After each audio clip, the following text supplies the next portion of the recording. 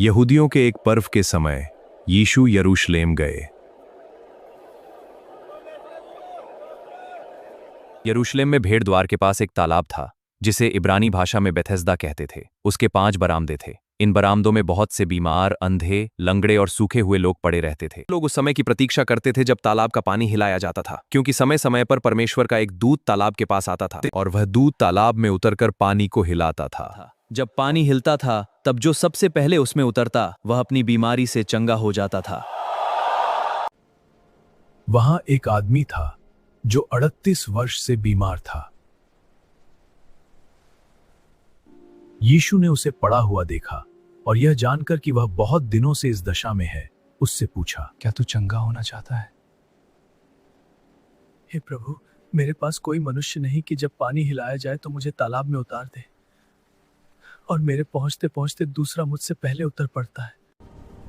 उठ, अपनी चारपाई उठा और चल फिर।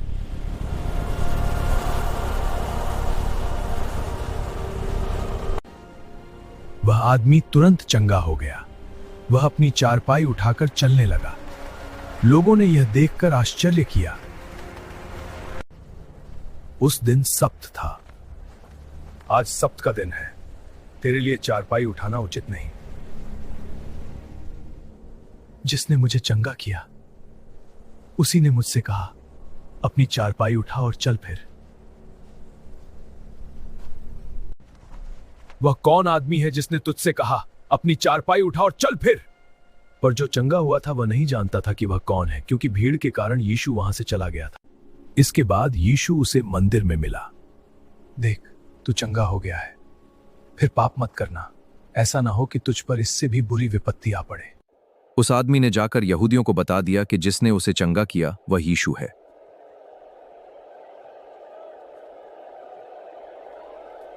इस कारण यहूदी यीशु को सताने लगे, क्योंकि वह ऐसे काम सब्त के दिन करता था। तुम्हें मूसा की व्यवस्था का उल्लंघन करने का क्या अधिकार है? इस अधर्म को रोकना होगा। मेरा पिता अब तक काम करता है और मैं भी काम करता हूं। इसलिए यहूदी और भी अधिक उसे मार डालने का प्रयत्न करने लगे, क्योंकि वह न केवल सब्त की आज्ञा तोड़ता था, बल्कि परमेश्वर को अपना पिता कहकर अपने आप को परमेश्वर के तुल्य बनाता था।